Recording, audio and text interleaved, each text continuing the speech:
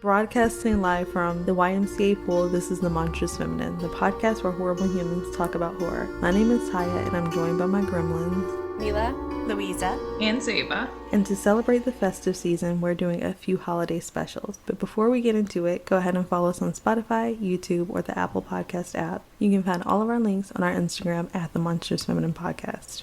To kick off December, we're covering the 1984 horror comedy Gremlins, directed by Joe Dante. In this film, a struggling inventor brings his son a mysterious pet called a mogwai home from Chinatown. At first, the mogwai seems like the perfect family Christmas gift, cute and cuddly. However, they come to find that when the 3 rules of care are broken, no sunlight, no water, and no feeding past midnight, there are monstrous consequences for the family and the town.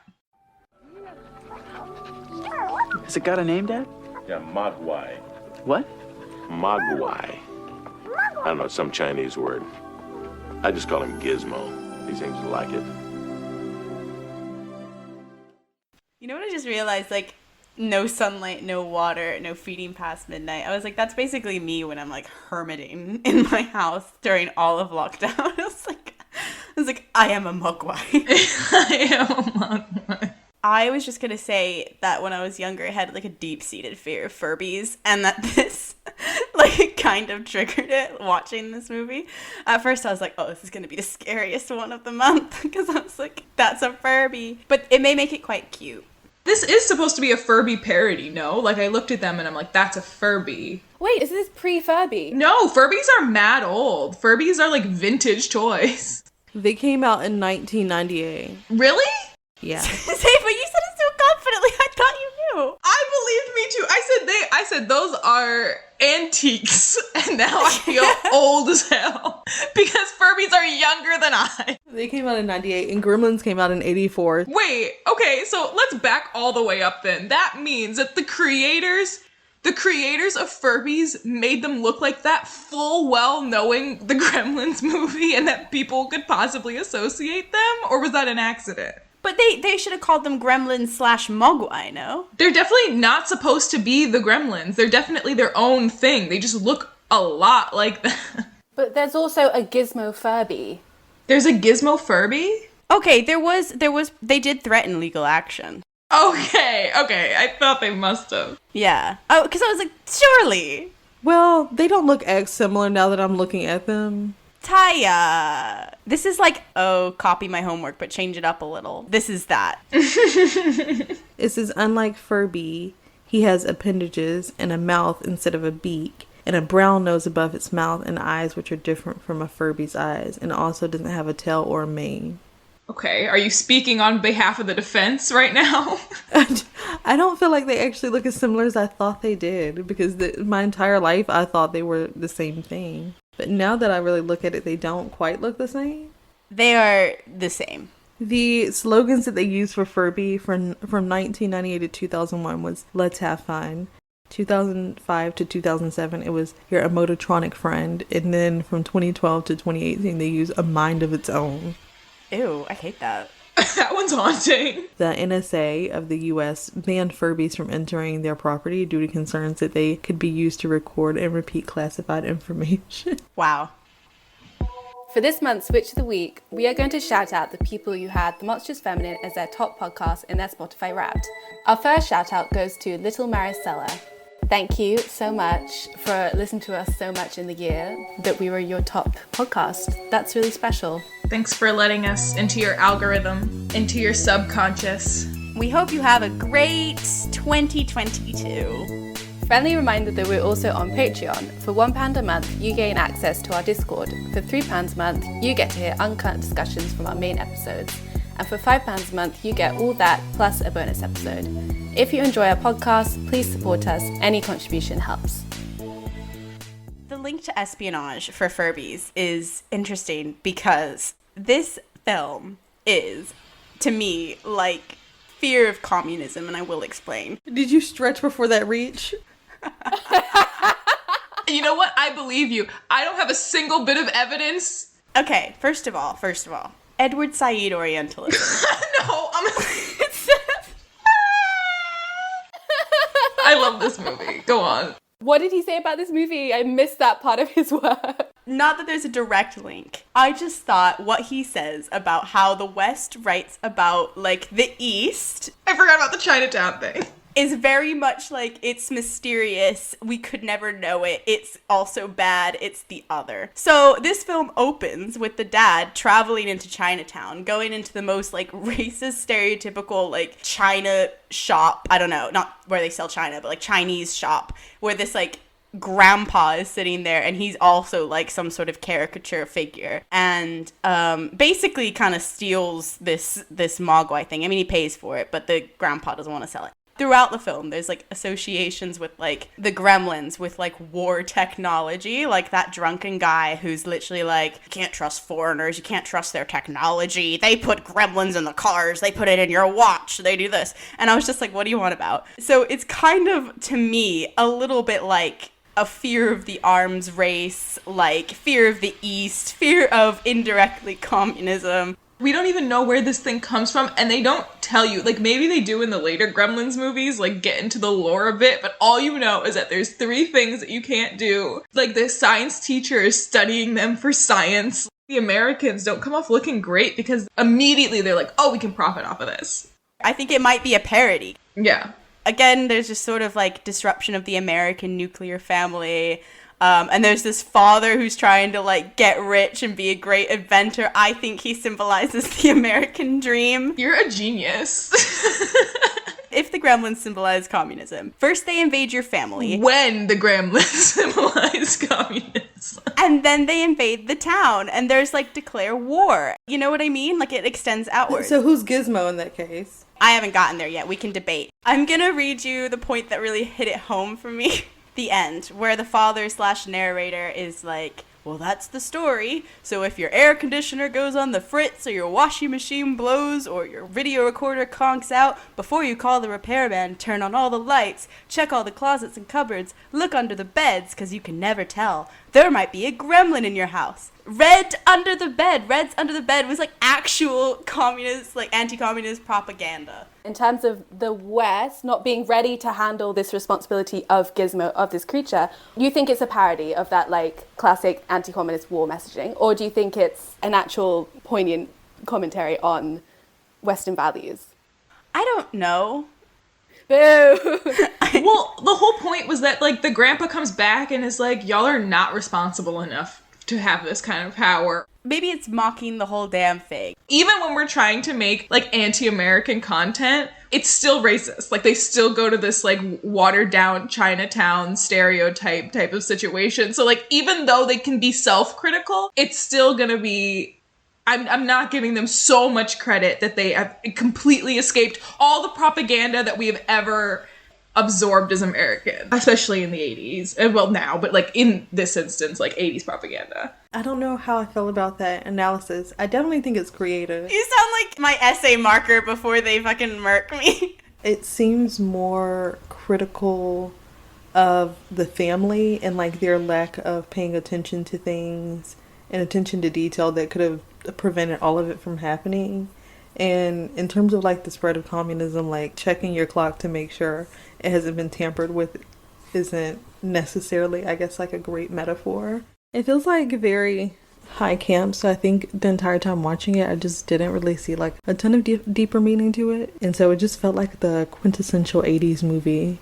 I watched this and it felt like it was something that I watched as a kid over and over. Like I know I haven't seen it. Maybe I have seen bits of it, like not the whole thing. It does also seem like something my dad would have been watching or forced me to watch to like scare me or some shit like that. But I watched this and I felt nostalgic about it for some reason. Like it just had, you're right, that like quintessential, I guess, like 80s thing to it, but I also loved it. Like I thought I wouldn't like it without the nostalgia factor. I'm like, this seems like something I would like if I watched it when I was younger. But then I watched it and I was like, oh no, I can add this to the mix. The campiness I thought was so fun. I thought the Gremlins were the protagonists. Like, I was rooting against the humans. I don't know if that's how people are meant to watch it, but the Gremlins died in such brutal ways that I was like, damn. You messed up. You didn't listen to the 3 rules. You don't respect nature. It's about American complacency. It was the one evil gremlin who initiated it all. I love Stripe. I don't think you were supposed to. I have no malicious feelings towards them, even when they just started killing indiscriminately. I just thought the bar scene... The bar scene! So funny to me. Like, when she's, like, scrambling to light their cigarettes and pour them drinks. This movie and, like, Men in Black heavily blended together for me, and I don't know why. I don't know if Men in Black uses puppets, but the Gremlins are puppets. Like, some of the puppetry is really impressive. The puppet tree. Is that a word? My college is known for churning out puppeteers. We have a whole puppetry program. Guys. You know, I just realized. Gizmo is like another word for gadget. War technology. Cold Yes, War Louisa. technology. You're right. You've really convinced me. And I don't... Thank you for coming to my TED I Talk. don't think it was intentional. But I think all 80s films, like whether they're comedy, action, they have this like undercurrent of that like wartime paranoia. Anytime they want something to be funny or scary, it ends up being some kind of racist caricature. I was just talking about this. It's the same thing with like post 9/11 comedy. There's this like common unifying thing of like, we all hate terrorists. And like, that's the joke over and over and over for like movies that came out in that era. It's hard to see when you're in it. So I could not say like in the era we're in now, who the common enemy is that we're all safe to joke about. But like every era has this like thing that it just like, for some reason, even though it is attacking an other, it just gets a pass in comedy, and I don't know why that is. You guys remember when, like, in the early 2000s, like, metrosexuality was a thing, and it was just men who took showers? Oh, yeah. You know what? There's so much, like, about the guy who grooms was, like, very much made fun of. I think I know what now's thing is, and I tweeted about this a couple of days ago, but I do think it's, like, white people, but, like, poor white people are the target now. Trumpies. As the others? No, not that that's the other, but that's who everyone is safe to, like, make jokes about. They're feared, and it's safe to make jokes about them, and no one's gonna think you're unwoke for doing that. But I do think that, like, other poor white people get caught up in the mix of being made fun of Trumpies, and it's actually just, like, classist. Like, it's just poor white people culture is the target, and we assume that all those people are, like, QAnon supporters. In fairness, like, a good amount of them are. A good amount of them are, but I think that, like, in the moment that we're in, we're like, yeah, that's a safe group to, like, make jokes about all the time. I don't feel like poor white people necessarily, like, made fun of. Like, with the exception of the show You, there hasn't really been, like, an anti-vax plot. Like, if anything, I would say the thing that people make fun of the most currently is, like, the sleazy male guy. That's a plot line that every TV show does. But is that new to this era? I feel like we've always done that. I would say it's definitely came after Me Too. No, I think people love to make fun of the straight white guy. In the mid-2000s, it was Russian jokes. Like, do you remember that era when it was just, like, weird, vague, like, jokes about people who live in, like, rural parts of Russia? Is this something that I remember? It was a very YouTube-y kind of comedy. I'm with you. I don't know. I don't think I'm following this. I don't feel like there's, like, a common thing of making fun of a specific group per time period. I don't know that I agree with that. I feel like there's stereotypes that carry over, but I don't know if that's a thing. I don't know. I feel like I'm not agreeing with the point. I feel like it's something that makes sense to me now, but watching it, I'll never think about it again. Okay, so what do you guys think of this point? The monstrous feminine.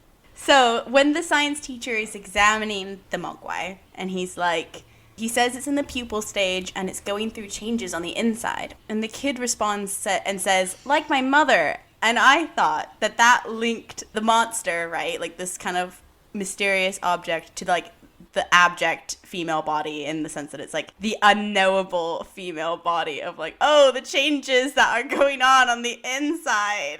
In the sense that, like, you know, in Alien, when we talk about like how it's sort of a commentary on controlling, or like a metaphor for needing to control reproduction. I think one of the scariest things, and it's just like a common thread in sci-fi, right? One of the scariest things about these gremlin creatures is that they do reproduce like rapidly and uncontrollably. So I think you could apply a similar argument here. And it's interesting because, you know, abortion was legalized nationwide in 1973 in the USA. And although the first IVF birth, I think, happened in 1978 in the UK, I think the first, like, success in the USA was in 1981. So around this time, it's conceivable that there's some sort of, like, conservative reproductive metaphor within Are the Gremlins gendered or no? I don't think that they're gendered. I viewed them as relatively gender neutral. My mom got me, my very first bike had one of the Gremlins on it, but like not a cute one, a bad one. I don't know. She like went to the bike store, got me a bike, and she was like, I got you this bike because you're a gremlin. Haha, get it? And I was like so mad because I'm like, you bought me a boy bike. Like, this does have no basket. It has no bell. Like, I was pissed to have that gremlin bike. And then I didn't learn to ride like in protest. It was the bar scene that really got me thinking, like, do these gremlins have chosen genders? Like, they looked at human society for 30 minutes and they were like, yeah, we could do this. And they're like, we're gonna be men. No, some of them were girls. They are above us in their conception of gender. They read up on their Judith Butler. They were immediately born and figured that shit out. The other thing I loved about it, which is just sort of general 80s, 70s film, technological horror, the fact that the gremlin appears on like TV and there's like in the end in the final showdown. I don't know what it is. Same thing with The Ring. Like, I just love like the imagery of like media and horror, like how they combine. It says that this movie was actually based on folklore of mischievous creatures. The gremlin malfunctions in aircraft and other machinery. So there are even more links to war technology. Roald Dahl, the novelist, actually wrote about them quite a bit as well.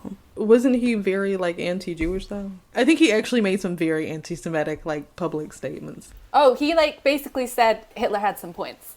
He actually initiated, like, all of this. They said he wrote the manuscript for the person who was the head of the British Information Service. They came up with the idea to send it to Walt Disney in 1942. Apparently, he's the person who's credited for making Gremlins known worldwide. And I guess he was in the British military at some point. He was in the Air Force or something like that. So that makes everything a bit different now. We also don't know how much was changed between the story and the movie. Like, the story was written in a very different time than the movie came out. His original drawing looks like very anti-Semitic. I believe that. So now knowing that he's the person behind it, I definitely think like what you were saying makes more sense. Yeah, but not of anti-communism, if they're continued Jewish caricatures. It's a specific other that then got adapted to the fears of the time that they were making the film in. Yeah. I think they've done a great job of like creating a monster, a look that's not dodgy, you know? He looks like Yoda. Yeah. There's so much that you have to ignore when you're watching older films. Like how the mom in Gremlins uses a butter knife to cut her onions. We don't do that shit no more. I don't know where they do that at. I was so distracted. A butter knife? How would that work? You'd have to be the fucking Hulk. She was slicing and dicing. Thank you for listening to The Monstrous Feminine. Be sure to follow us on Instagram, SoundCloud, and Spotify at The Monstrous Feminine Podcast, and on Twitter at The MonFemPod. Subscribe to our YouTube channel and rate and review us on Apple Podcasts, and follow us on TikTok at The Monstrous Feminine Pod. Brooms up, witches out.